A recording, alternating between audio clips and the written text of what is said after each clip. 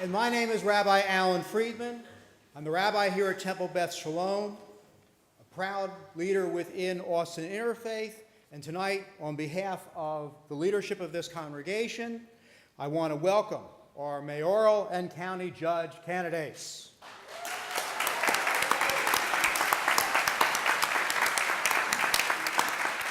Austin Interfaith is a nonpartisan, multi-ethnic, multi-issue organization of 42 congregations, schools, unions, and associations who work together to address public issues that affect the well-being of families and neighborhoods in our community. We are a broad-based citizens organization committed to promoting justice and democratic values. We work to develop leaders and to provide opportunities for member institutions to negotiate effectively through the political process with local government and community leaders around issues of common concern.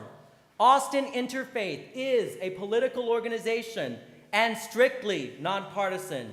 We do not endorse candidates. Our candidate is our agenda of issues. Good evening. My name is Pam Thomas, and I work for an amazing organization named Capital Idea.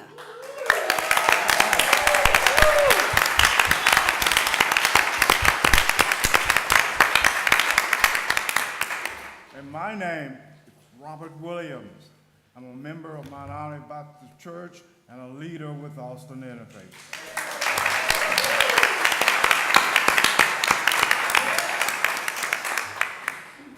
This will be roll call for the congregations and institutions. When you hear your congregation or institution name called, we would like you to energetically stand and be recognized. Abiding Love Lutheran Church. Central Presbyterian Church. Congregation of Austin. Congregation of Beth Israel. Ebenezer Baptist Church. First Unitarian Church.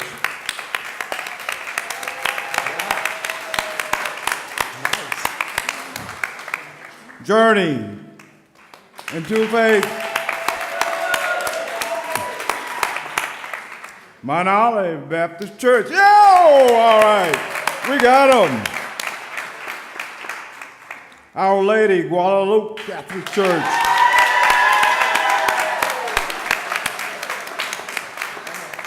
Prince of Peace Lutheran Church. Okay. San Francisco de Assisi Episcopal Church. San Jose Catholic Church. St. Albert the Great Catholic Church.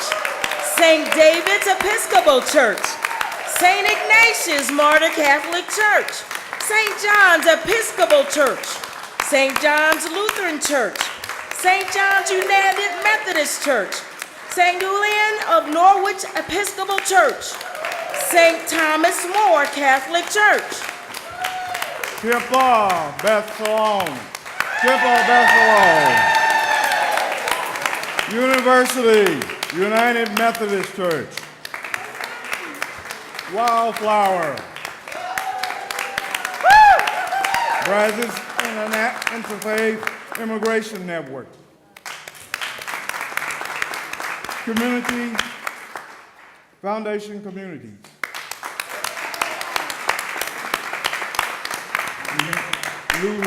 Lutheran. Ridgetop Elementary School. Travis Heights Elementary School. Taxi Driver Association. Workers Defense Project. Oak Creek Village Tenants Association. Carpenters Local 1266. International Brotherhood of Electrical Workers. International Association of Heat and Frost Insulators and Allied Workers. Iron Workers 482. Painters and Allied Trades Local 1799. Painters and Allied Trades Waco. Plumbing and pipe fitters, Local 1286. Sheet metal workers, Local 67. Sierra Club Austin. And Texas Drought Project. Thank you, thank you. Woo!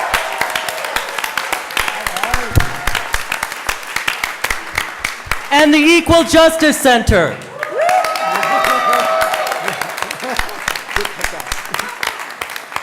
Okay, number 5. Okay, so you already gave yourselves a hand. Thank you. All right. Well done. If we have missed any congregation, please stand up and tell us what we missed. Leona, Local 762. All right.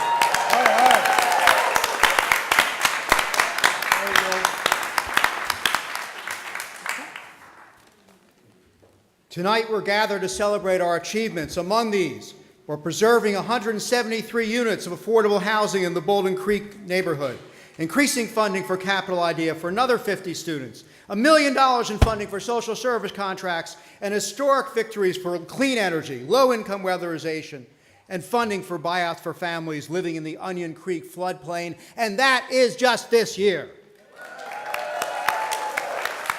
In addition to that, we've worked with our school district to increase wages for construction workers, and we've worked with our city council to increase the living wage policy and to do a study to examine the wage increase for all city employees. So far this year, ordinary Austin Interfaith leaders have secured millions in public and private dollars for neighborhood flood recovery, libraries, parks, housing, health facilities, workforce development, and much, much more.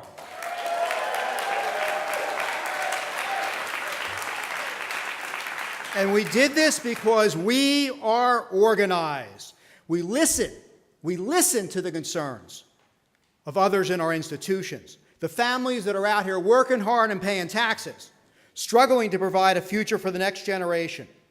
And we challenge ourselves to take the initiative and act together in this great city. Tonight, we are going to look forward to what is possible and to challenge the candidates you see arrayed before you to join with us in reshaping our city and county for the good of all. We, together in this room, give voice to ordinary individuals and families in the political process so that all of us in Austin and in Travis County can thrive.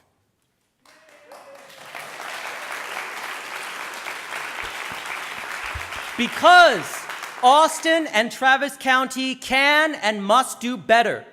Despite the city's description as being in a golden age of opportunity based on our diverse economy and low unemployment, we have a disturbing pattern of inequity that keeps getting worse. Our city is described as being one of the top cities for young homebuyers, yet many of the members of our institution struggle to hold on to their homes, and each week our congregation serves countless homeless individuals. We've been described as having a golden age, but for some it's more like a gilded age, where rent has risen 50% in 10 years, while wages have only risen 9%. While shiny new condos and luxury apartments are built every day, our families are pushed out of their homes and apartments and forced to move out of the city. Our neighborhood schools lose students and funding.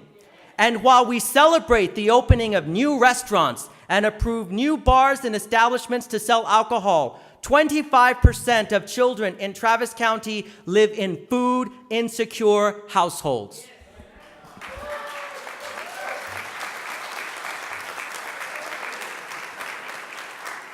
Our shared religious traditions caution against inequality and call upon us to establish an economy of shared prosperity. Sadek, sadek, tirdof, we read in Hebrew in the Hebrew scriptures, justice, justice you shall pursue. It is joined in that tradition from the Gospels, warning against hoarding treasures for oneself by not sharing. We hear the cry, we hear the call of Pope Francis to say, thou shalt not, to an economy of inequality and exclusion. And Unitarian Universalism calls for justice, equity, and compassion. Our religious roots call us here tonight. and call upon all of us to help shape Austin's future.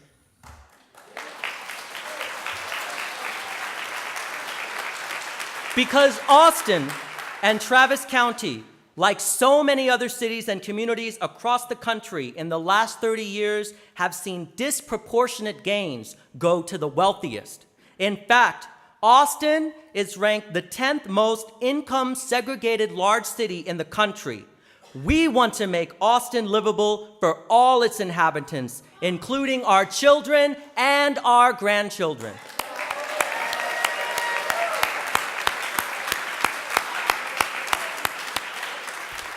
We come together as members of Austin Interfaith to bring people together for the purpose of improving our community. We not only protest injustice, we do much more than that. We take positive steps towards bringing about justice.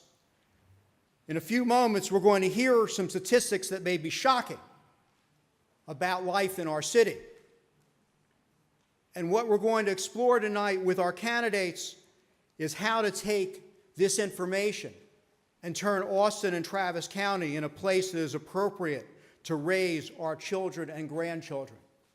But the point of tonight is this. We sit here tonight on the verge of a new era in local politics, a new structure. But the only way this structure is going to work is if we are informed citizens and we go out and use that information in voting, to vote.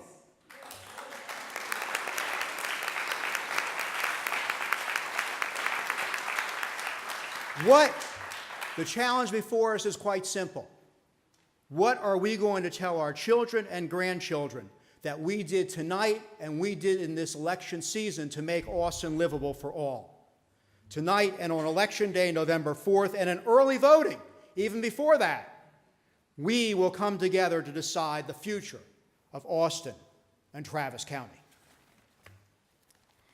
My name is Carlota Garcia of Our Lady of Guadalupe Catholic Church.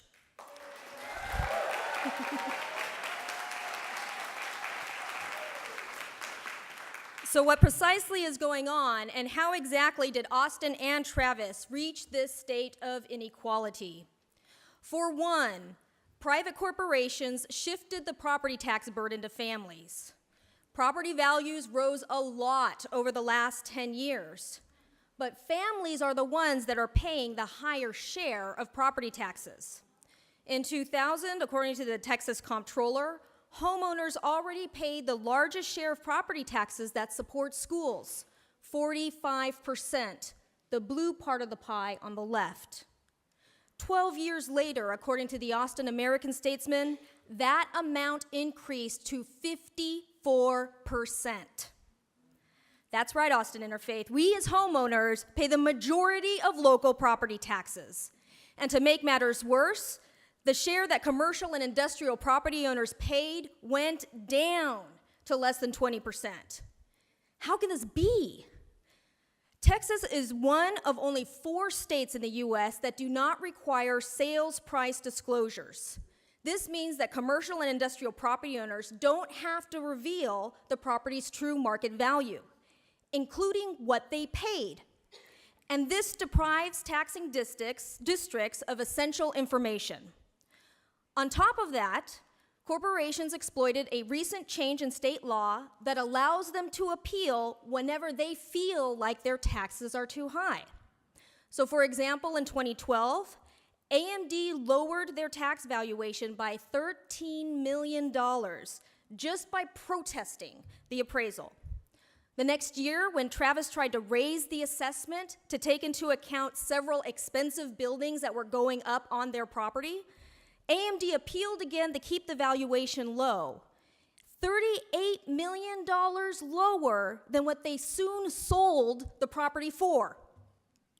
So with corporate profits at an all-time high, companies like AMD, Samsung, and Chase, they can afford to hire teams of lawyers and experts to fight the county. And this saves them tens of millions of dollars per year, but it costs us hundreds of millions of dollars in lost revenue. Does this seem fair? No. This tremendous discount for corporations is over and beyond the additional millions that some of them get through economic incentives. Should corporations be allowed to pay less than their fair share? No. Second point, while corporations pled poverty, real poverty rose for families. According to the City of Austin demographer, Ryan Robinson, the overall poverty rate for residents of the City of Austin is 20% overall. You could take a look at the circle on the left.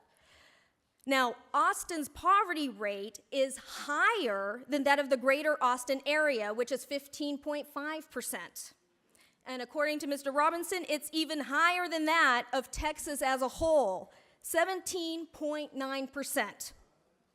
Now, that's not the full extent of the damage. The younger you are, the more likely you are to be poor. And so the poverty rate for Austin children is 30%. So one can say that Austin is doing quite well in poverty. More distressing is that if you are young and of color, your chance of being poor is dramatically higher. The poverty rate for white children under the age of 5 is about 6.7%, under 7. For Latino children, that number is 44%. For Black children, it is 52.9%, more than half. Is this the kind of society that we want in Austin? Is this the kind of inequality that we want baked into our future? No. One would think that with this kind of crisis, our city and county would do everything possible to ensure, forget this generation of adults, at least that the next generation of kids coming up would have every chance it needs to succeed, an equal opportunity. But that is not the case. City and county budgets persistently prioritize enforcement over human development. The City of Austin General Fund only allocates 18 cents per dollar for kids in the form of libraries, parks, health, and human services. An additional 11 cents per dollar goes to animals, municipal courts, planning, and development. And you can see that's less than 2/3. Now this year, Austin Interfaith, we did applaud the City of Austin because they approved $13 million in funding for all social service contracts for programs serving the entire spectrum of our city, from pre-birth, prenatal care, up through seniors. But that's only half. 13 million is less than half than what San Antonio spends on pre-K alone. They spend $30 million. Not every library in Austin has a full-time children's librarian on staff. Not every park has a bathroom. Not every park has a water fountain or basic lighting for safety. And in the meantime, let's look at the rest of the budget. Almost 70 cents of every general fund dollar goes to public safety. And Travis County expenditures don't look that different. Now, we need to be very clear. Austin Interfaith recognizes the efforts of our police officers, fire departments, and emergency medical services. We need to have continued high standards in the city.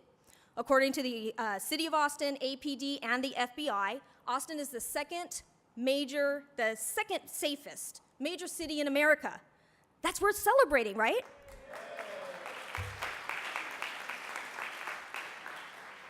However, when taxpayer funds are spent obtaining military-grade SWAT vehicles and quadrupling our supply of multi-million-dollar helicopters, we have to ask ourselves, at what cost?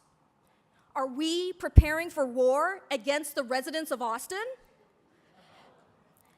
Economic development has got to benefit us all in order for it to be true to its promise of abundance, wealth, and prosperity. The funding of Capital Idea is a good example of where the city and the county does just that.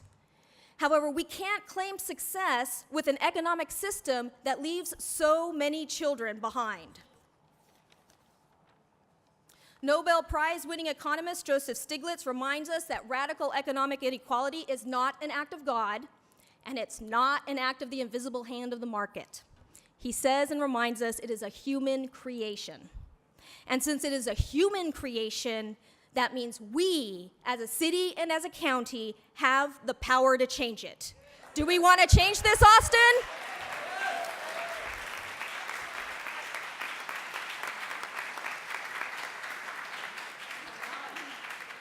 Tonight, Austin Interfaith has gathered to witness where candidates for mayor and county judge stand on our agenda of issues.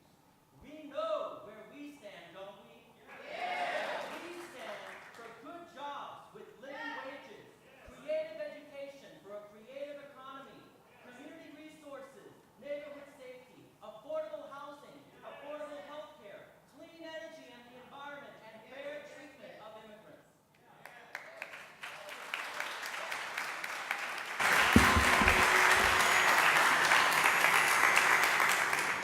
We've seen some statistics tonight, but we're also going to hear from some real people affected by economic inequality and social pressures. You'll see leaders ask questions of tonight's guests that will result in commitments to work together to accomplish what must be done to eradicate some of the injustices we've dealt with tonight. Candidates are expected to describe real plans for how to reach our common goals, how to tackle the challenges of these enormous proportions. We're not looking for platitudes and slogans. I'm sure the candidates have noticed that already. We're looking for real commitments, and we hope to share that with you tonight as well. Before we conclude our event, Rabbi Friedman and I will ask all of you to be accountable and help Austin Interfaith make these commitments real. So Austin Interfaith, are you with us? Yes. With us tonight is a special guest from the Austin Independent School District, Interim Superintendent Paul Cruz. Dr. Cruz, what do you think about what we have just shared? Well, first of all, I do want to thank Austin Interfaith. I want to thank Jacob for the invitation and Minerva.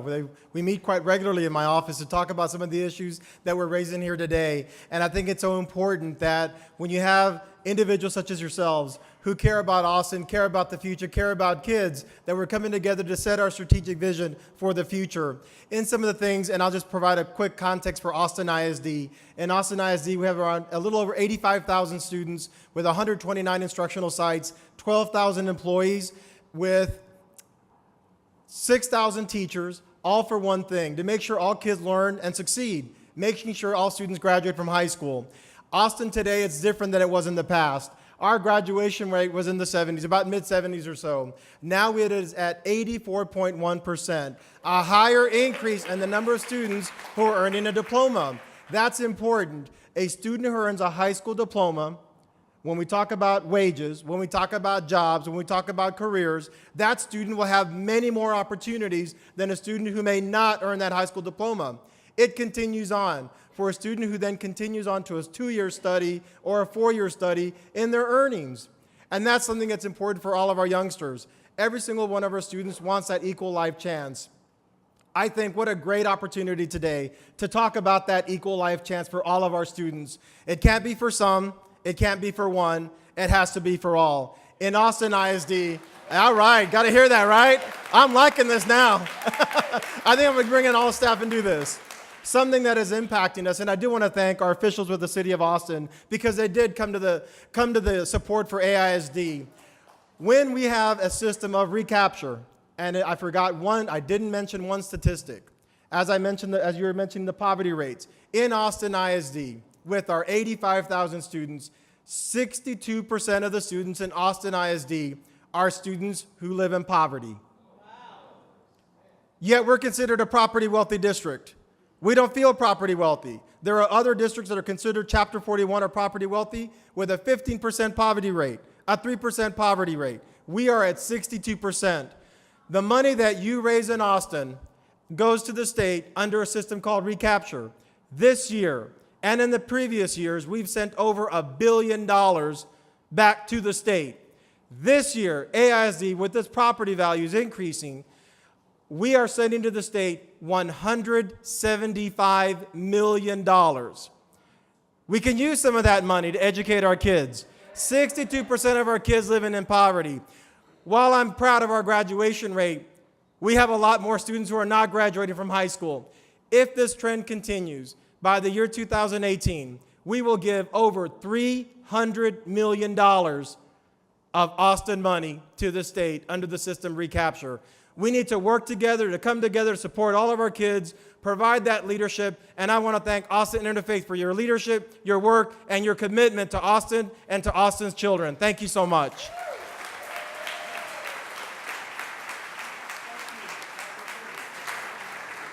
Thank you, Dr. Cruz. Now, we will hear stories from leaders in our institutions and community. Good evening. My name is Susana Rodriguez, a parent at Travis Heights Elementary.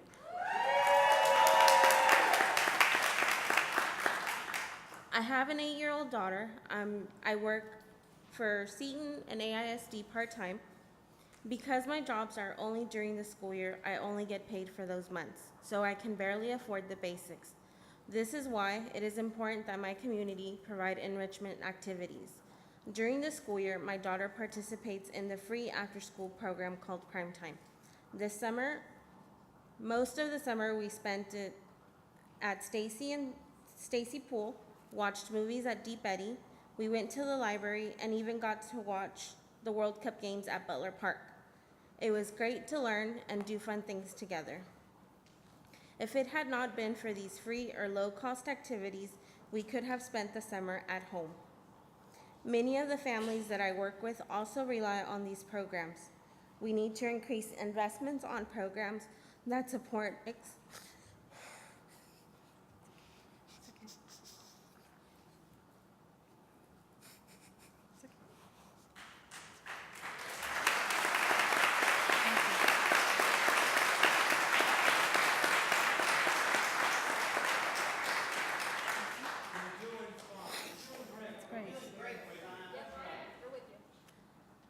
So what she wants is continued funding for prime time. Thank you. My name is Ofelia Zapata, member of San Jose Catholic Church and a leader with Austin Interfaith. I am a proud resident of Southeast Austin, Dove Springs. I'm a proud grandmother of 6 grandchildren. It broke my heart and made me angry that my zip code 78744 was #1 with the highest youth obesity. I already knew we had been working on improving our neighborhoods for safety because we had the highest gang activity, vandalism, burglaries, and many other criminal activities going on. San Jose and my Dove Springs neighbors walked together to organize and walk our streets to reclaim our neighborhood.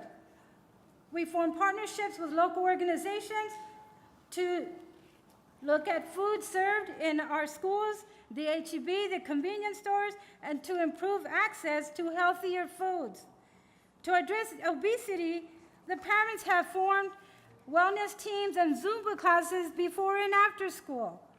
5 of our 6 parks have been adopted by residents in the neighborhood so that we can increase physical activity and redesign our parks so they will entice more families and children to play in the parks. However, our parks are lacking permanent restrooms and water fountains. Our rec centers are lacking funds. We're lacking 13 staff to provide organized programs for our teens. If we make this investment in our teens, we will have safer neighborhoods. We need our city public officials to invest in our parks and recreation centers.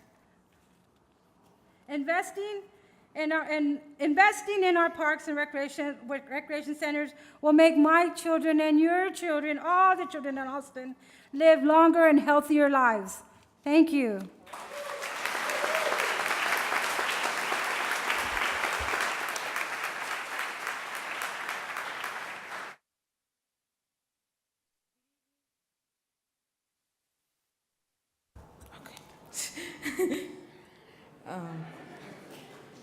Good evening. My name is Alan Gonzalez Otero. I am a 13-year-old U.S. citizen and a member of Our Lady of Guadalupe Catholic Church.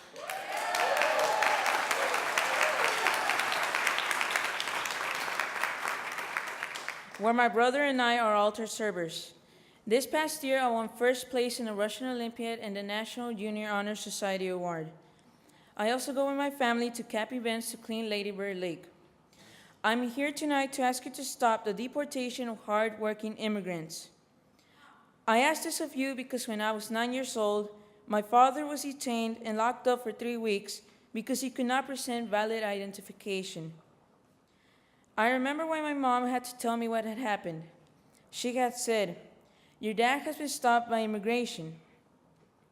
I could see the fear in her eyes, and I felt scared and worried that I might not see my dad again. People shouldn't be punished for driving me to school or to church. My family, my parents' community, and others deserve to live without the fear of deportation because of traffic mistakes.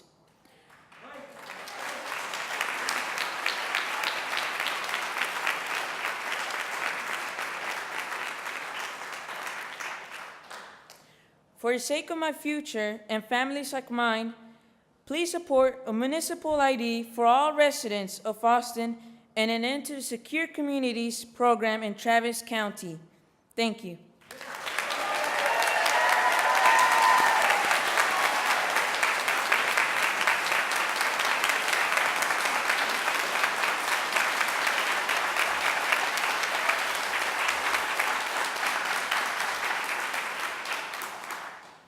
Hello, my name is Shannon Jones, and I live in Rosewood Courts, a public housing development located here in Austin in District 1. The units at Rosewood Courts do not have air conditioning, and lack of air conditioning means that my family cannot get enough sleep. I have a sleep disorder which requires a CPAP machine, but without cool air, it is nearly unbearable to sleep. Every night I put my son to bed early to get the correct amount of rest, but he can't sleep in the heat. And he is not the only one. Children living in low-income housing, such as Rosewood, feel such relief when they go to school to be in a cool environment that they sleep. Education is then affected. Think of the ripple effect that lack of a cool environment has on us: health, education, and self-esteem. Through my work with Austin Interfaith, I know that too many families live in substandard housing like I do. Unlike mine, too many landlords don't care about their tenants. The city is letting our dilapidated housing become worse rather than investing in what we need and deserve. We need the city and county support to make housing in Austin more affordable and dignified for renters and also for homeowners. Thank you.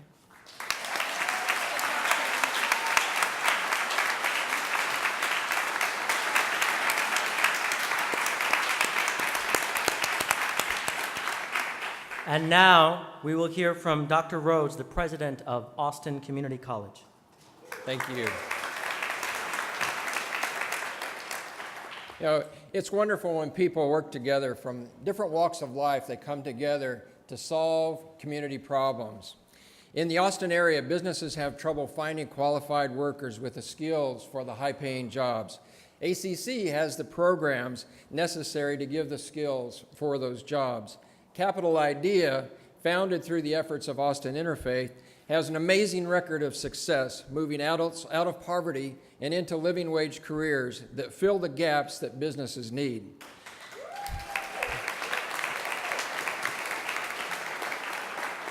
That makes ACC proud to be the education delivery partner that makes this success.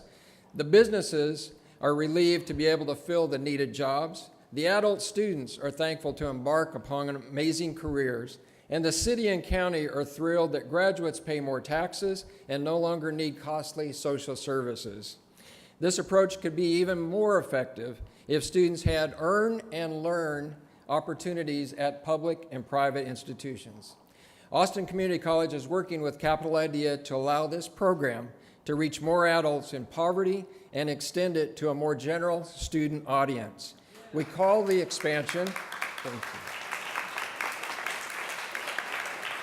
We call the expansion of this project Career Expressway. The work we have done so far has been through a partnership between taxpayers, voters, businesses, the City of Austin, Capital Idea, Austin Interfaith, Travis County. We need the voters, businesses, the city, and the county to help us fund the expansion of Career Expressway. We thank you for your support, and it is now my honor to introduce a proud graduate of Austin Community College and of Capital Idea, Maricela Catacamo, a 2014 RN graduate.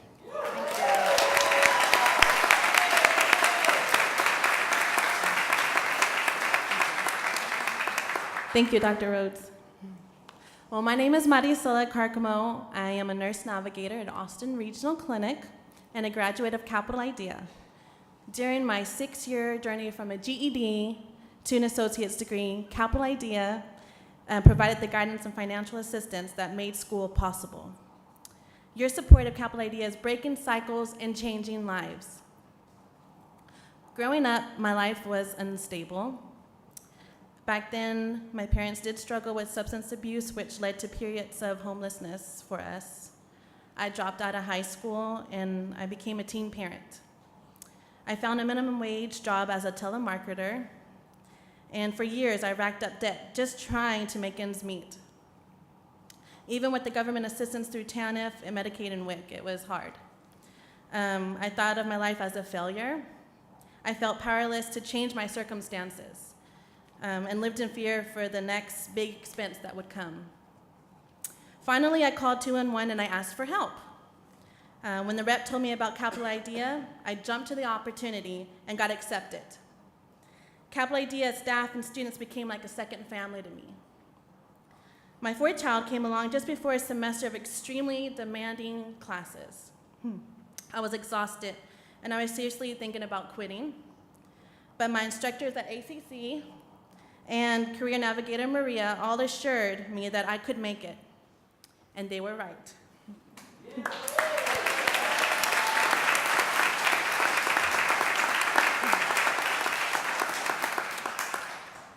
Last year, I graduated with my associate's degree in nursing from Austin Community College. My pay jumped to over $25 an hour. And I've recently been promoted again. Yeah. I love my job, and I'm excited about the opportunities that I have to keep growing in my career. Before Capital Idea, my family struggled to make ends meet. Today, we're building a savings, not only for emergencies, but also for fun stuff, like big goals like buying a house. With your continued support of Capital Idea, more families like mine will find their path out of poverty and into a bright, successful future. Thank you.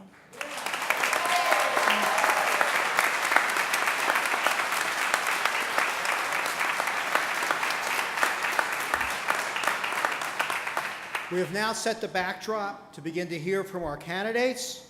Reminder that we are a nonpartisan organization. What we are interested in knowing is where the candidates stand on our issues. We have asked the candidates tonight to respect each other and to please be blunt in what they have to say. We also want to remind all of you that if you hear something that you like, support for our issues, it's fine to applaud. But if you don't hear that, the response will be quiet, and that nothing in the way of negative vocalization will be tolerated. So, let us begin to address our candidates. Thank you, Rabbi Friedman. My name is Kayvon Saborian. My institution is the Equal Justice Center, and I am a proud leader with Austin Interfaith.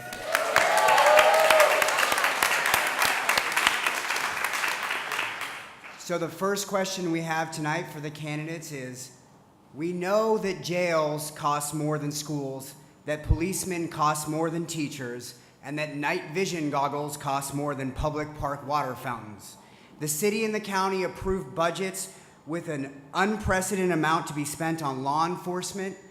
If elected, what will you do to change the culture to recognize that education and opportunities for low-income children and adults contribute far more to public safety than ever-increasing reliance on law enforcement officers and equipment. First up is candidate Sarah Eckhart. Thank you so much. Thank you, Kayvon.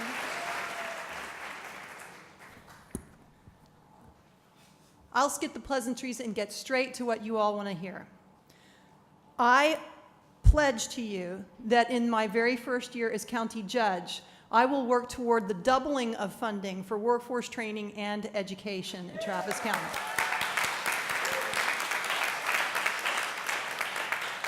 Programs that truly help people prosper, whether they come to us through Health and Human Services or through the court system, do more to build an economy of shared prosperity, do more for public safety than the dollars that we spend on courts and corrections.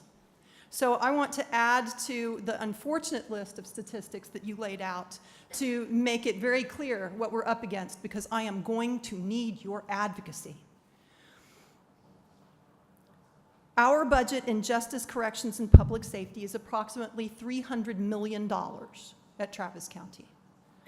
Our budget in health and human services is approximately $53 million. The TCSO budget has increased more than 30% in the last 6 years. This at a time when the unincorporated area that is monitored by the sheriff's deputies is decreasing, the jail population is stable, and the crime rate is low. Further, it's not just the sheriff's department, it's also the state.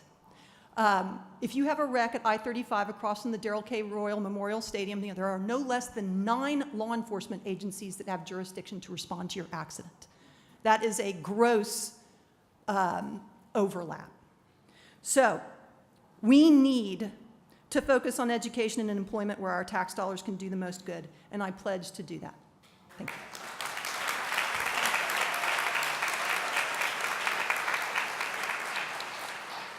Thank you, candidate Eckhart. Candidate McNamara? Thank you, Kayvon. Thank you very much. It's an honor to be here. Folks, I agree with you that the culture of the community is very important, as is education of both children and adults. And what we should realize is that our law enforcement is not there to hinder educational process, but to protect our low-income neighborhoods and provide a safe environment that promotes learning. The gang activity, the drug culture, the shootings, these hinder and detract from the learning experience. Without a safe environment, your children walk to school with the possibility of being abducted on the way, and this happens quite regularly. It hadn't been that long ago that someone went into Reagan High School near where I lived and stabbed a young student to death, his ex-girlfriend. We've got to be able to provide safe environments for our children to get to school, to get home. On that, I will pledge to you, we'll make sure that your children are safe and kept safe as they attend school, when they play in the neighborhoods, when they play in the parks. It's of utmost importance. One thing you need to remember, please, is that part of the budgeting for the public safety is required by law that Travis County take care of the county jail, and that's a huge expense for us. Whether it's full or not, we have to take care of the inmates there. Well, Kenneth McNamara, if I can just interrupt. Yes. The question that we have tonight is, we've heard that the city of Austin is the second safest major city in the country. So our question is not, what are you going to do to fund more law enforcement? The question is, every dollar that we spend, and we've been increasing every year the dollars we spend on law enforcement, doesn't go to a program that might offer an opportunity for someone to choose a path where they're going to have a career and a life and a living wage, rather than a path that will lead them to be a criminal or somebody who's a negative to our schools and our communities. So will you work with Austin Interfaith to address those inequalities? I will work with Austin Interfaith. I will work with any group and on any problem that's brought to me. I have an open ear and I will listen to you. But we can't detriment our law enforcement to take away from the safety of our children in our neighborhoods. Thank you, Kenneth McNamara. I would just add one more. I had 15 seconds. The fact is, education and law enforcement enforcement are not mutually exclusive. They should be a combined effort to make sure that we have good schools and safe neighborhoods and safe parks. So that's what I pledge to you. Thank you, Candidate Thank McNamara. you.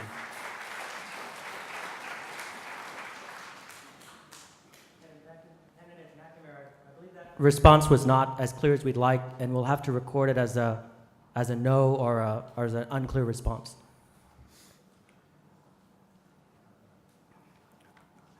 Next up are the city mayoral candidates.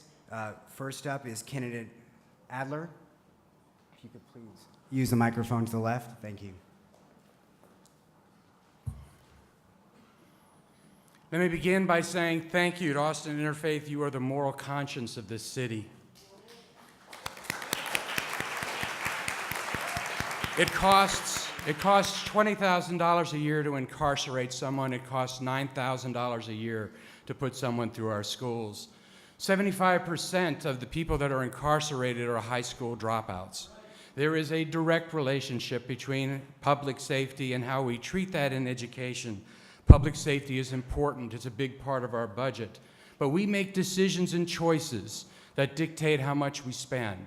We make decisions about how we live that determine the burden that public safety needs to address. We just had a recent study by the city with respect to how we do festivals in this city. And I was hoping that report would come out and it would talk about how we do festivals over a 15-year period of time in a way that would also address its burden and how that affects public safety, but it didn't. It looked at a 1.5-year horizon and it recommended additional spending. We need to change culture in this city, and how do you do that? You make education the priority in this city. I've never understood why it is that the mayor of this city has not been involved with education, because there is nothing that impacts the city as much as education does. And I pledge to you that in my office there will be a staff member that is dedicated as the education outreach coordinator, and in our office education will be a priority. We'll work toward universal pre-K in our city. We'll address the access and dropout rate. We'll address and pull down the state money for 3-year-old education that we are not accessing right now. We'll fight to change the weights and formulas so that we pull down more of the money and keep more of the money here. We'll work with wraparound services in our schools so our city can help more, and we will work together with combined tax rates with the school district to ensure the city picks up more social service funding so we're not sending that money back to the state.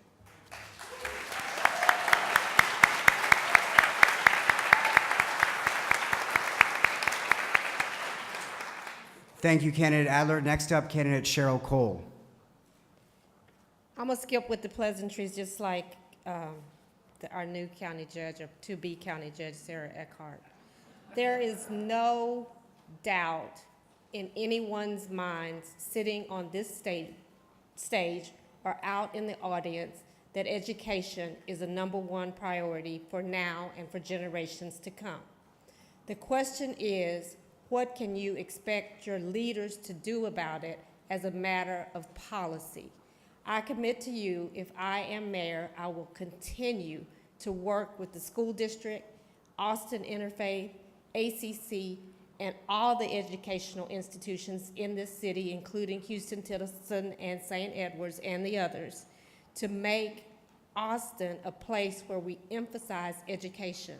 I started my career in public service with the PTA, and I was a PTA president, and I recognized that we had children that we were responsible for from every economic level and income level, and it was the PTA who helped those kids and especially worked with other organizations for after-school programming.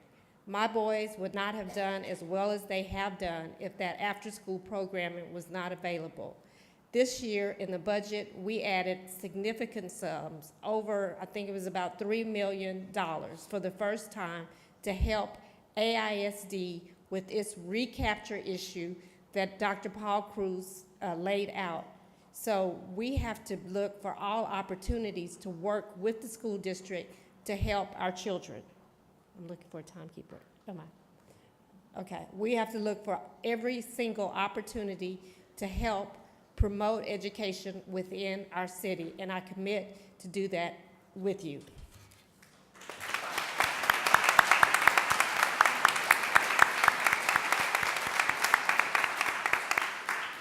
Thank you, Candidate Cole. Next up is candidate Mike Martinez.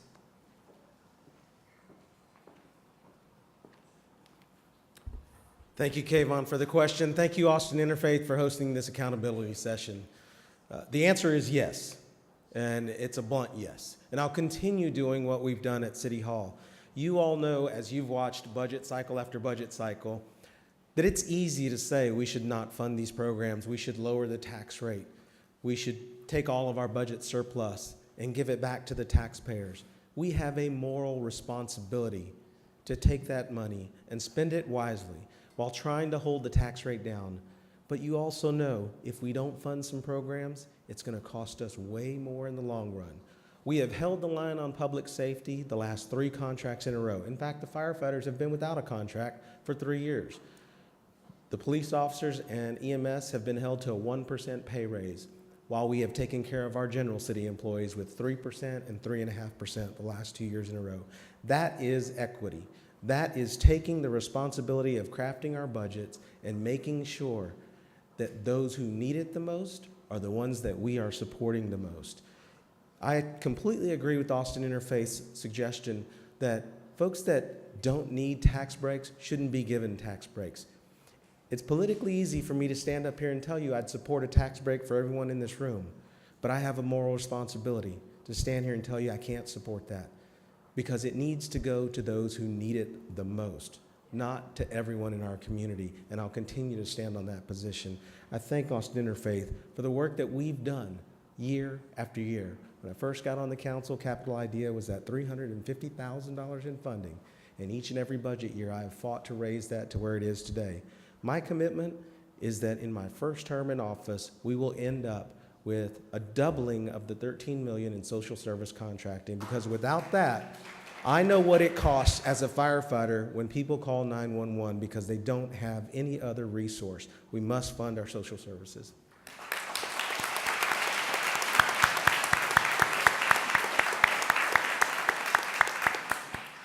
Thank you, candidate Martinez. Our next question for the candidates is as follows, and for this question, we'll have the city mayoral candidates go first and the county judge candidates go after them. The Travis County Sheriff's unnecessary collaboration with ICE through the Secure Communities program causes immigrants to be deported for even minor offenses that present no threat to public safety. This tears families apart and causes distrust with law enforcement. Our question tonight is, what will you do about the incarceration and deportation of immigrants who present no threat to public safety in the city and Travis County? Candidate Cole, will you please go first? Thank you.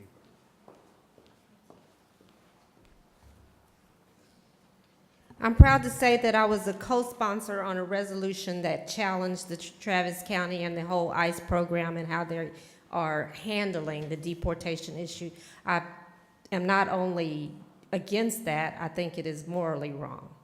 And so that resolution actually asked the city manager to come back with recommendations to council on what we could do as a city council to address the issue.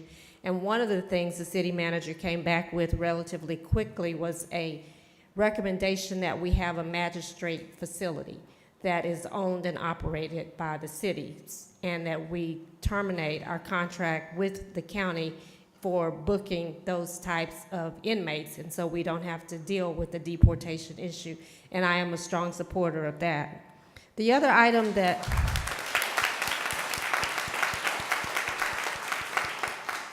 I am very proud to have been the lead sponsor on is municipal IDs.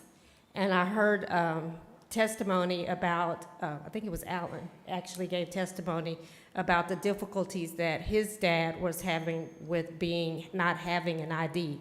And that is specifically targeted not just to the immigrant population, but it impacts the immigrant population disproportionately, because without an ID, you often can't get a job, you can't have health services, and you can't do banking, and you end up in a situation with predatory lending, which is bad for a family. And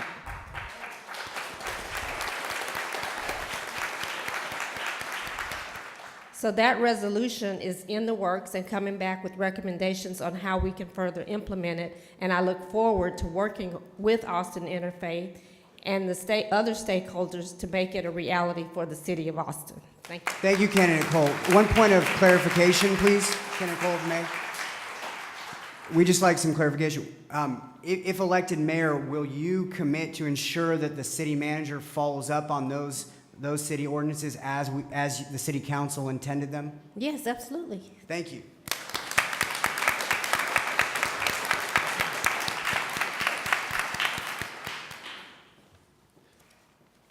Candidate Martinez.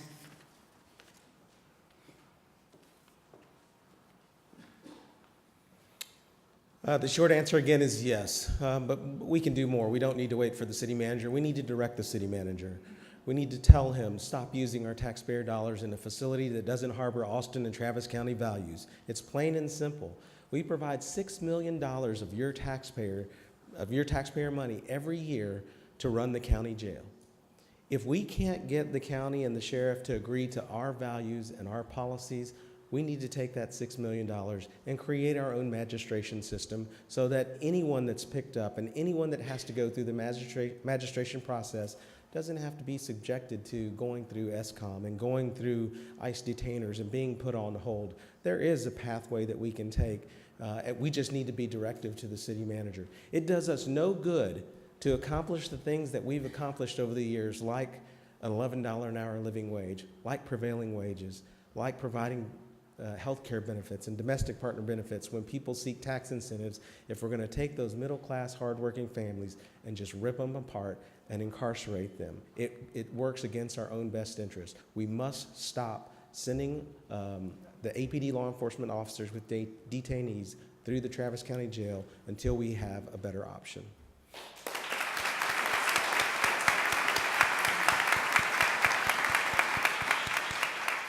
Thank you, Candidate Martinez. Candidate Steve Adler. Austin is a special place. We have a special soul and spirit. You go anywhere in this country and say you're from Austin, it means something to people. And that's because of the values that we have in this community. And being the community that has the highest percentage deportation of nonviolent people is not consistent with the values of our community. We need to stop the ICE. We need to stop that program. And if what it takes to do that is the city has its own booking, then we need to do that. And quite frankly, the reports from that indicate that it costs less than what we're doing right now anyhow. And it enables us then to further our values in our city. That rips apart families. It causes distrust in law enforcement, and it stops the reporting of crimes when people are threatened. And we need to do better than that. And together with that, we need to have a municipal ID in this city. It's a basic civil liberty. It helps people identify who they are. It helps people with health insurance. It helps people open up banks. It helps people rent work equipment or get into bars. We need to do better in this city. You know, in this country, we have immigration laws. But we have also invited millions of people to this country with the promise of employment. We have spoken two ways at the same time in this country. We've said the law sets these rules, you can't come, but we have also said just as loudly, if not more loudly, that you can come to this country and you can get a job. And when people come to this country and work, we can't just change our mind. We have a moral obligation to the people that have come here, the people that are part of our community, and we need to treat them that way.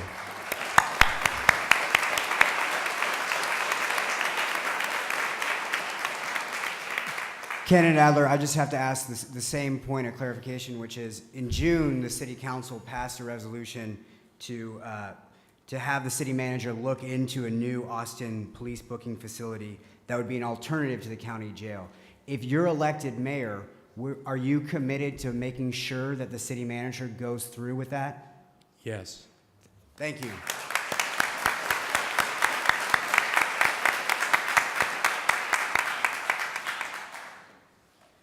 So the same question is going to be for the county judge candidates. Candidate McNamara, you're up first. Thank you.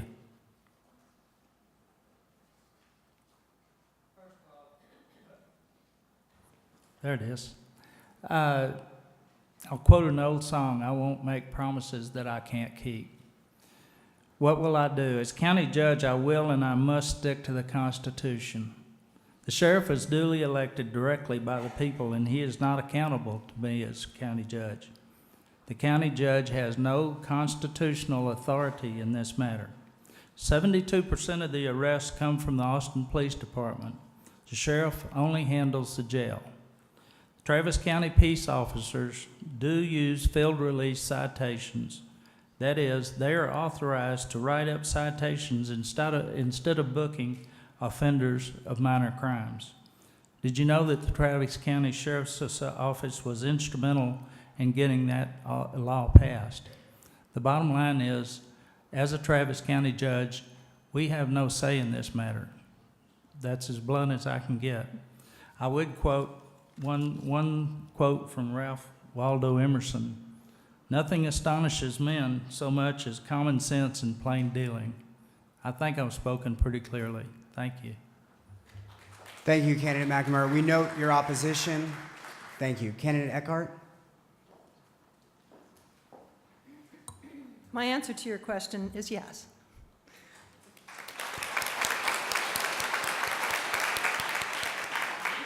I am a former prosecutor and a former assistant county attorney. I know how this works. We have a plan, and the mayoral candidates have mentioned a part of the plan to you. More than 70, and as well as Mr. McNamara has also mentioned a portion of the plan to you. More than 70% of all people going through central booking are coming to us from APD. The mayoral candidates mentioned to you a directive to city management to look at a separate booking facility. I'm going to give you another twist on that idea.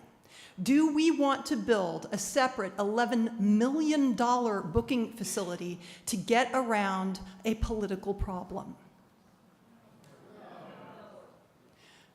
The wonderful thing about democracy is that eventually your elected officials do represent the will of the people. To build a separate $11 million facility and then have democracy produce a sheriff that believes the way his community believes would create a circumstance where you had duplicative effort and higher taxes thereby. So my proposal, and I will work with the new city council and the mayor on this proposal, is for the county commissioners court to reopen the negotiation on the central booking contract and lease county facilities to a separate city magistration.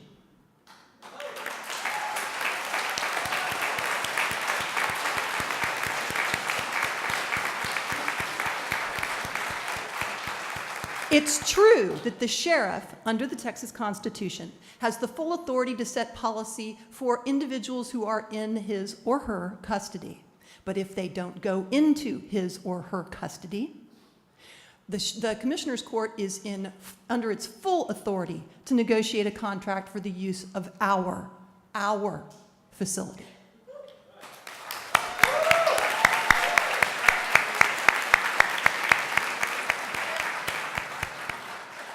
Thank you, Candidate Eckhart. For the next two questions of our evening, I'd like to introduce Ms. Karina Malone. Thank you, Mr. Saborn. Hi, good evening. My name is Karina Malone. I am a member and leader with Austin Interfaith. I am the president of Oak Creek Village Tenants Association and a proud Capital Idea graduate.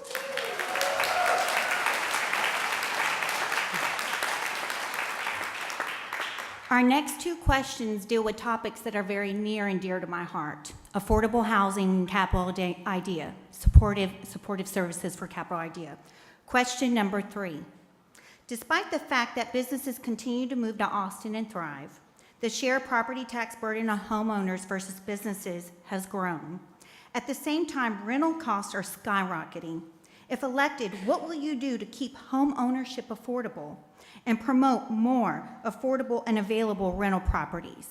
Each candidate has 3 minutes to speak, and please, let's start with candidate Judge Eckhart.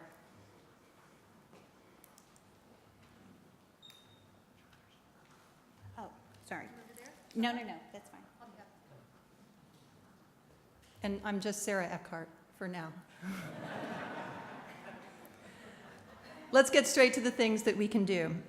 First of all, the Travis County Housing Corporation can be much more aggressive in its work with affordable housing developers, such as Foundation Communities, which I believe is in the audience tonight, to make capital available to good quality, low-income, affordable housing developers. Second, we can assess all Travis County-owned properties for the co-location of deeply affordable housing units, so that, for instance, Health and Human Services could be co-located in a building that also provides deeply affordable units without the added burden of the cost of carrying the dirt. Third, we can continue to explore and implement land trusts, either through our housing corporation or through private nonprofits. A land trust is a circumstance where someone, let's say Joe Smith, owns his house. He can no longer afford the taxes because the dirt under his house has become so supercharged valuable. So instead, he selects a nonprofit, sells the dirt at market value to that nonprofit, but maintains ownership of his house. A house that he can then will to his children or sell to another individual who is at 200% of the federal poverty line or below. I will also push for legislation to fix the commercial property owner's advantage in tax assessment.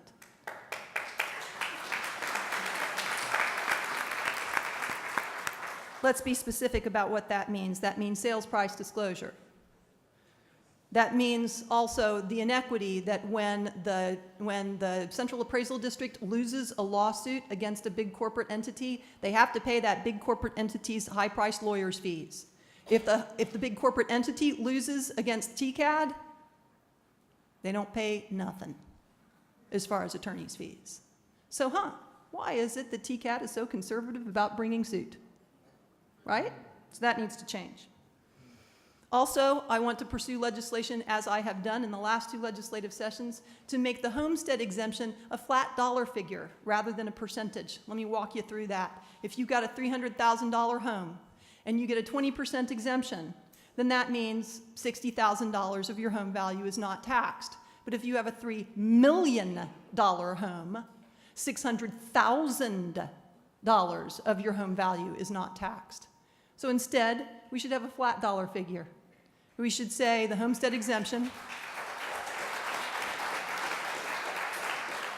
The homestead exemption is on, for instance, the first $100,000 of your home value. And that way, we will not bust the budget. We will just do right by those who are struggling to keep their homes.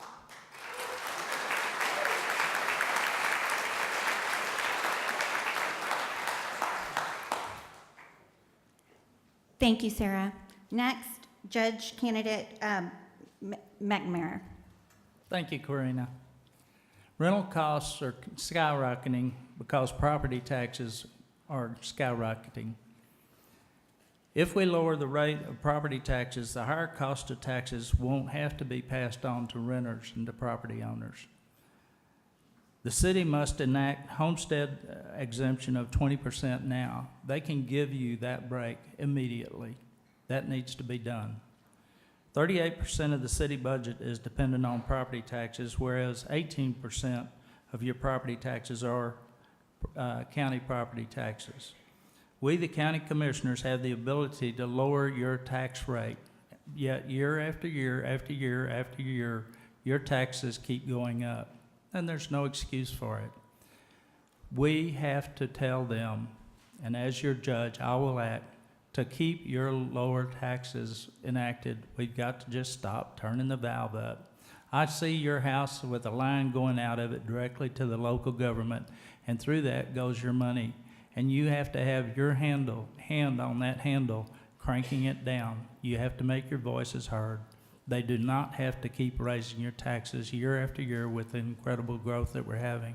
It's not about the appraisals, and it's not about big business. It's about you and your home. If you get the large businesses to pay less taxes or to pay more taxes, that will not mean necessarily that you pay less.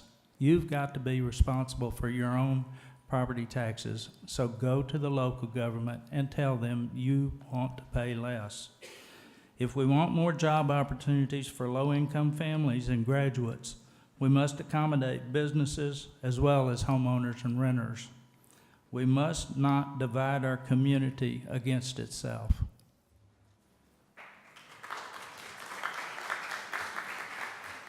Candidate McNamara, I'm going to mark you down as no for both items. Next is our candidate Adler.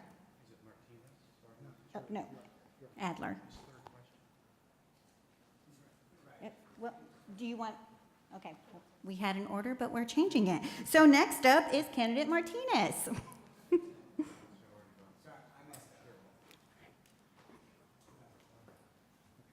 I don't mind what order I go in. My answer's not going to change. Completely agree with Commissioner Eckhart. Across the board, 20% homestead exemption. We all need tax relief. We all would like to have tax relief, but let me regress. We don't all need it. We all would like it, and that's a big difference. When you talk about going to the legislature and working on property tax reform, I couldn't have said it better than Commissioner Eckhart. We have an inequitable system.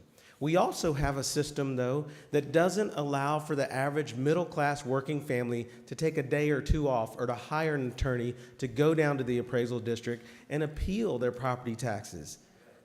Large corporations do. They have that available to them. We must fund organizations like the East Austin Conservancy, who is providing financial literacy, who is helping homeowners protest their taxes year after year because of the inequity and the rise in the values. For the last 5 years, we have held your taxes flat or lowered the rate at the City of Austin.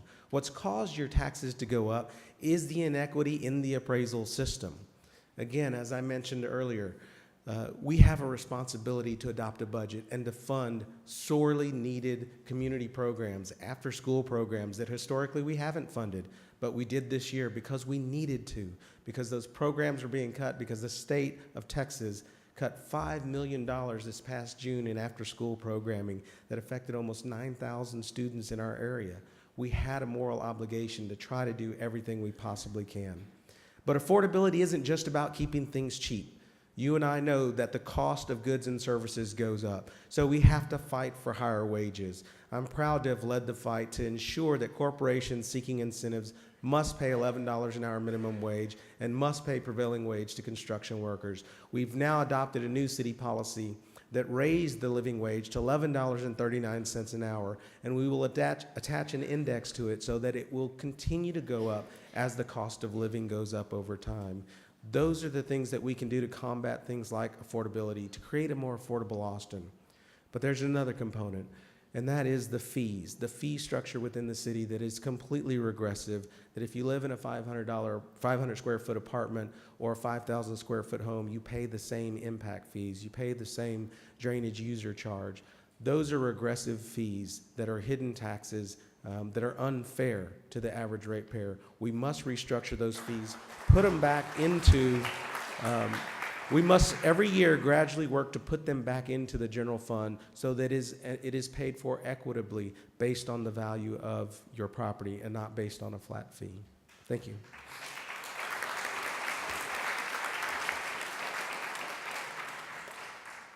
Next candidate is candidate Adler.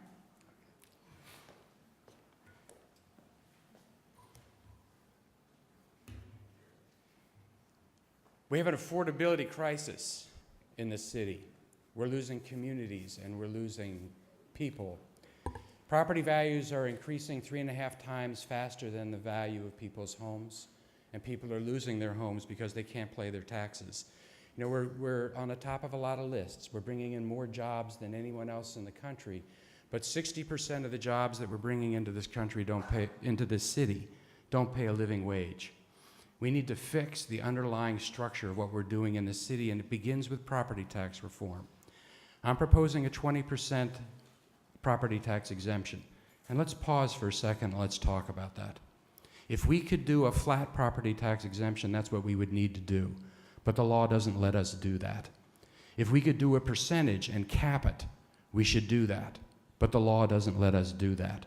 What the law does let us do is it lets us do a percentage of people's income. The people down at the bottom end, the burden of property tax is 4 times greater than the top 1%. 4 times greater. Do you know how many homes there are at the median value and below? 200. There are 200,000 people living in 80,000 homes. Do you know how many $1 million homes there are in this city? 3,500. 9,000 people living in those homes. When I go around this city and someone looks at me and they say, I am losing my home, I have lived in my home for 40 years, it was the home I was going to die in, and now I'm having to sell that home because I can't pay my property tax. Do you have a tool you can use? And I say, well, we do have a tool, but there's 3,500 homes that are going to get more than you. You know what they say to me? I don't care about those 3,500 people. If you have a tool that can help me, use your tool. And that 20% exemption is what Travis County does right now. It's what Houston does right now. It's what Dallas does right now. It's what Fort Worth does right now. And the city of Austin needs to do that too. And you can do that without cutting services, and you can do that without adversely impacting tenants. You want to do something for tenants? For the last 8 years, we have had an incredibly regressive detention fee that's added to the water bills. Everybody pays that. Michael Dell pays the same amount you pay in your apartment. And it took a court a month and a half ago, or within the last month, to tell the city, after the suit's been pending for 8 years, that that's illegal and that's not proper for the city to do. There are different things we need to do. We need to look at economic incentives in this city, because you make things more affordable, not just by making them cost less, but by giving people more money to spend. We need to change the metric for success on how we look at incentives. We need to focus on middle-class jobs and training people for middle-class jobs. There are tools this city has to make growth pay for itself that we're not using right now that we need to use. We have an affordability crisis in this city, and we need to act because we are losing our diversity, and with that, our soul. Thank you, Candidate Adler. Next, Candidate Cole. Yes is the answer to your question.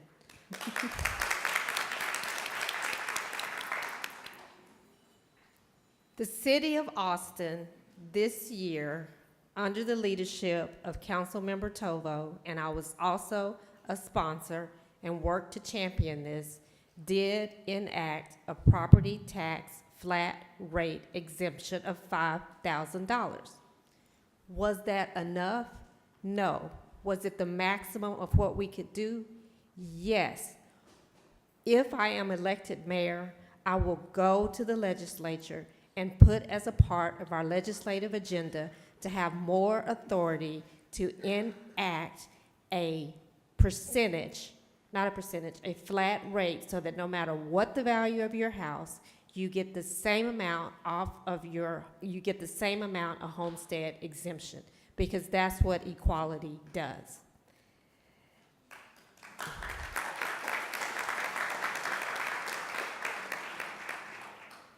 We had a bond election in 2012, and the affordable housing bonds failed. I went back, talked to some of you, Austin Interfaith, and many of the stakeholders, foundation communities. We have to do something about this, because we have an affordable housing crisis, and it especially exists for people who are earning 50% or less of MFI. And we went and equipped the voters with the information and the choice, and the second time around, those bonds passed, because the city of Austin understood that we must make this commitment to affordable housing, and I will continue to champion that. I was also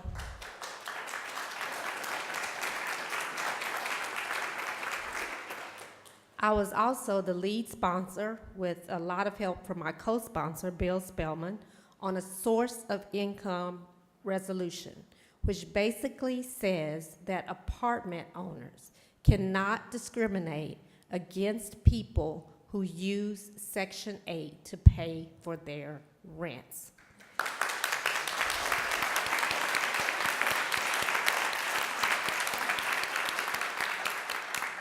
And what that does is it enables people of various income levels to live all over Austin, and makes that housing, that type of rental property, more accessible and thereby more affordable. So I look forward to working with Austin Interfaith and the other stakeholders to put a dent in our affordability dilemma. Thank you. Candidate Cole? Candidate Cole? I have one question to clarify.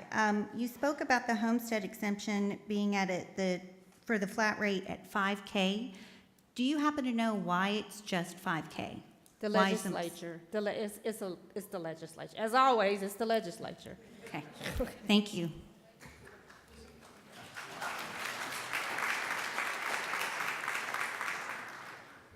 Our next and final question, question number 4. Capital Idea has been extremely successful in breaking the cycle of poverty. They do so through supporting low-income adults in their efforts to earn college-level credentials and entering in a living wage across a wide range of professions. If elected, will you commit to working with Austin Interfaith, the city and the county, in doubling the financial commitment before the end of your term? Also, for so many so-called entry-level jobs, especially those in private sector technology, both job history and degrees are necessary to be successful. How will you expand the city and the county's long-term support with Capital Idea through ways to implement the Earn and Learn internships for both Capital Idea graduates and ACC students? Let's please start with candidate Martinez.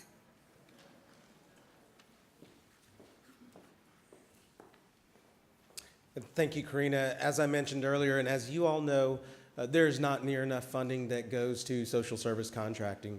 This year, it's about $13.2 million, but thankfully, myself and the rest of my colleagues, except for the mayor, voted for an additional $1 million into social service contracting, which hadn't been increased in quite some time. My commitment is not only to work with you to double Capital Idea funding. We should be doubling all social service contracting just this year alone. And just today, quite frankly, this afternoon, we spent 2 hours hearing testimony from many social service providers. There were over $30 million in requests for proposals. We only have $14.2 million to provide to those agencies. The demand, we know, based on those applications alone, is at least double. We must do everything we can to increase that and to double our efforts. But here's the other thing that I've worked on that I think is critically important. Much like the police department that's tied to an index that for every 1,000 people we hire 2 more officers, we need to have a policy that speaks specifically to social service contracting that says as demand increases and as the poverty rate increases, our funding increases exponentially to cover that demand and to make sure that those who are in most need are taken care of first. And that's this policy that we are crafting right now will be brought before every city council every budget year before any decisions are made so that they know, that council at that time knows the need and the demand that's out there so that they can make appropriate decisions during the budget process. Thank you. Thank you, candidate Martinez. Please, next, candidate Cole.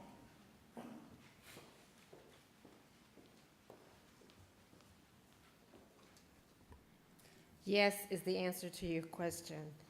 I think we have discussed at length the need to make a commitment to workforce development and actually moving people from poverty into a living wage and beyond. I can't remember a name that earns $25 an hour. I want to talk to her about that.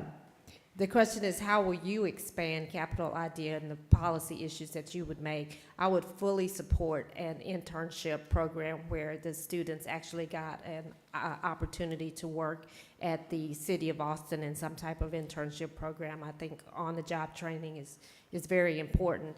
And I would also make a real push to have that happen at our other governmental entities. I think that's important.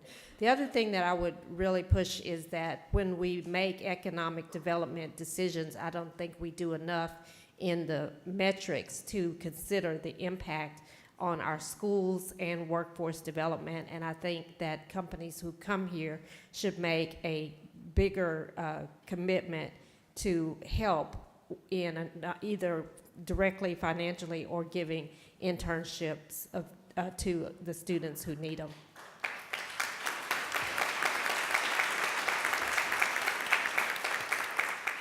I think I'm the only one that hasn't had the chance to thank Austin Interfaith and Capital Ideas, so I want to say that. Bye.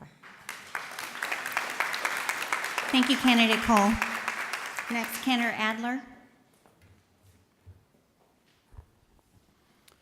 You know, the mayor's job is a big job in this city, but we need to make the mayor's job even bigger than it is right now. We have a chance with this new government, this new 10-1 system, to reinvent how we do government culture. And we need to take advantage of that. And that includes how the mayor works. You know, we shouldn't be limited to the last minute, end of the month situation that you were in, trying to get another $1 million or another $300,000 here at the end of the budget. The city needs to be involved, and the mayor's office needs to be involved in a very new way.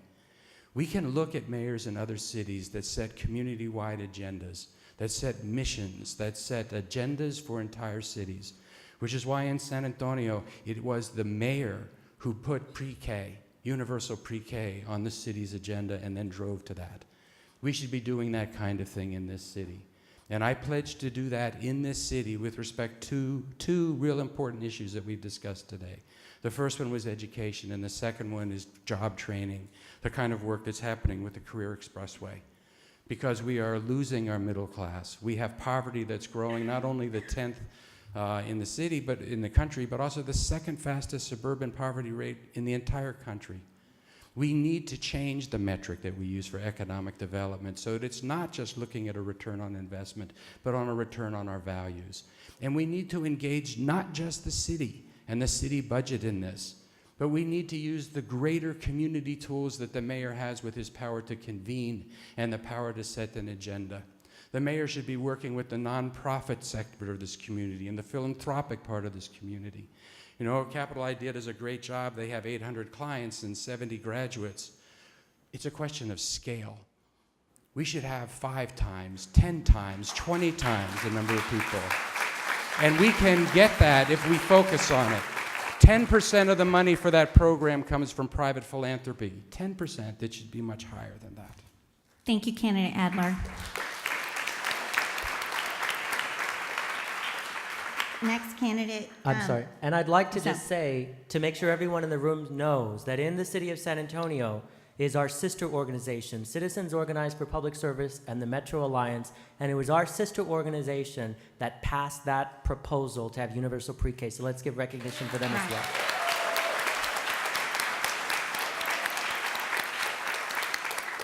Next candidate, Candidate McNamara. Karina, before the night's out, you're going to have that just rolling off your tongue. I hope so. I appreciate so much being here, and while some of my answers might not have won 100% yes, on this particular item, I totally agree and heartily back it, and I concur with the mayor, candidate Adler. We can do more. As Travis County, I'll support organizations such as Capital Idea. I was aware of them before tonight and helped further their goals. The details of the financial commitment, of course, will require more research at budgeting time, but I personally will do everything that I can to ensure that this program grows and moves forward. Thank you. The effort of organizations like Capital Idea to move people from welfare to work is a concept I've supported for years. Personally, as I said, I'll do whatever I can. I want to share with you just briefly, as a child, when I was 5 years old, my father died and our family business burned to the ground. So my mother struggled to raise 4 kids. I was the youngest of 6, and she struggled, and I worked since I was 10 years old. I know what it means to go and learn how to work. And I know what it means to try to get ahead when it's very, very hard. I was trained in the Navy, and I came out of the Navy, and the Navy subsequently helped me get through the University of Texas. So I owe a lot to other people, but God is good, and I've made a good life, and I want to recognize my wife, Julia, for being here with me. But I'll tell you this, and I'll talk straight to you, but I will not make promises to you that I can't achieve personally, but I will tell you that if I believe in what you're doing, then I will work with you to help you achieve your goals. Thank you very much. Thank you, Candidate McNamara. Candidate Sarah. Thank you, Karina. I'm the closer. I know y'all want to get out of here. Or I hope you don't. I hope you want to keep talking about this stuff because it's really important. So I'm going to reiterate my pledge to work on doubling the funding for workforce and education through Travis County.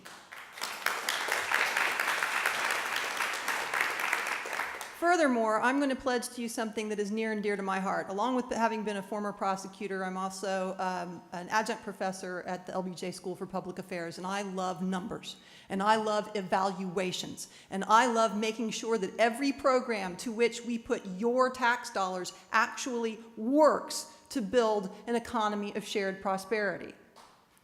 So, yeah, hold the applause, because that's just taking time from us getting to the door and getting to our dinner and our families. Here's what I'm talking about.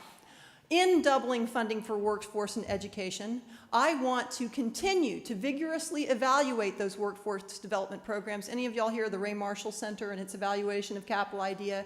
It evaluated Capital IDEA, and it was a rock star of effectiveness, along with programs like Goodwill Industries, which was also a rock star in a different way.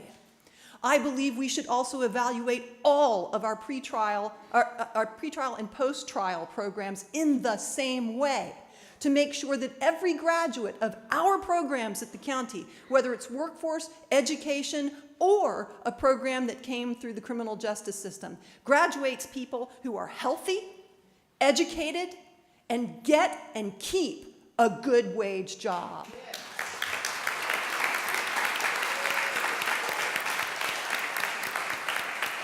And I want to introduce one other idea to you in my last 15 seconds, something called a community benefit agreement. And Travis County should be working toward those in every contract we let, whether it's for a tax rebate for a big corporation, which I don't favor, but they happen, or whether it's a procurement or service contract. So employees of those companies are paying livable wages with benefits and good working conditions. They are providing, under our contract that's enforceable, they are providing opportunity for grads for our workforce development programs. Thank you. Thank you.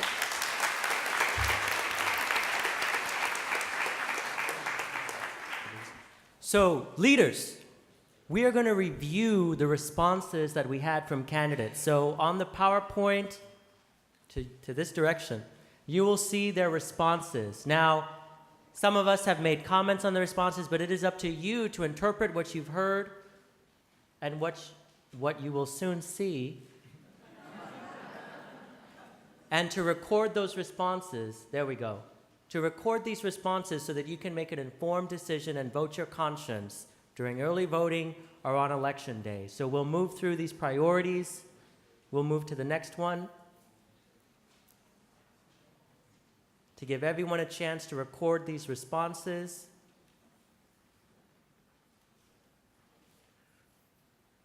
We'll move to the next one. And this is our last response.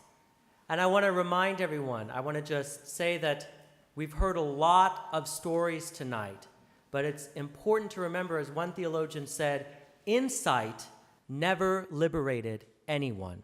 So it is up to us to make these commitments real. And Rabbi Friedman will lay out our next steps to that. So it's important for all of us to realize, and for all of our candidates to realize, that part of the role of Austin Interfaith is to mobilize. And that since June, we have knocked on the doors of over 2,000 voters, as 71 leaders have gone out into 16 neighborhood walks. We've got another 13 of them going, and we've got another six phone banks that we all have an opportunity to participate in. So here's the thing. If you have heard things tonight, and I'm sure you have, that have inspired you to go out and get not only ourselves to the polls, because that's easy, but you got to take somebody with you. And if it's even better, take more than somebody built with you. These commitment cards are very real. We ask you to fill them out because they're basically saying, not only to us as a group, but to yourselves. This is what I'm going to do to make sure that these issues are addressed, and these issues are addressed in a fashion that is appropriate in our city for the kind of place that we want to build together. If you are not by any chance, I know I'm preaching the wrong group, but if by any chance you are not registered to vote, there's voter registration out there. If you have moved recently and you didn't switch that address, those folks can help you with that as well. So on our way out, if that is indeed something that's of concern, check it out. Would you please give to our floor team these yellow commitment forms indicating our commitment to vote and to get others to do exactly the same. Also, the opportunity to participate in a walk or make calls. This is what's going to make the difference, folks. So, are you ready, Austin Interfaith? Yes. We are going to close with a moment of blessing. So while you're filling out those cards, we're going to close with a moment of blessing. There is a blessing that is shared within both Jewish and Christian liturgy, asking that each and every one of us enjoys a life filled with good health, a sense of God's presence, and a sense of God's blessing for peace. So, as our benediction tonight, we're going to have the Kol HaKavod ensemble perform Ruach Elohim. And before they do, I'm sorry, we forgot to mention one thing. When you go to vote, the ballot is going to be quite long. It is very important that you go to the end. At the very end is not only the mayor and council races, but especially importantly, the ACC bond. So do not go quickly through the ballot. Go to the very end. Is everybody going to do that?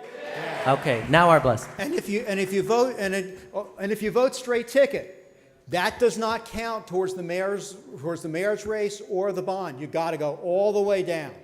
Got it?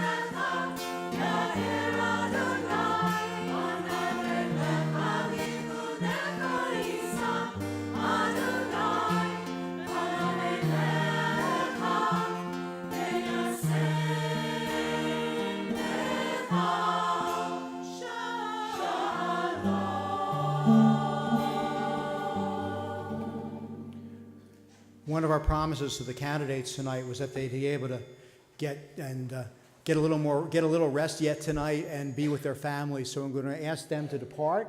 Go ahead, and we'll wait for them to depart as well as the other folks on the bima. And please go with our thanks.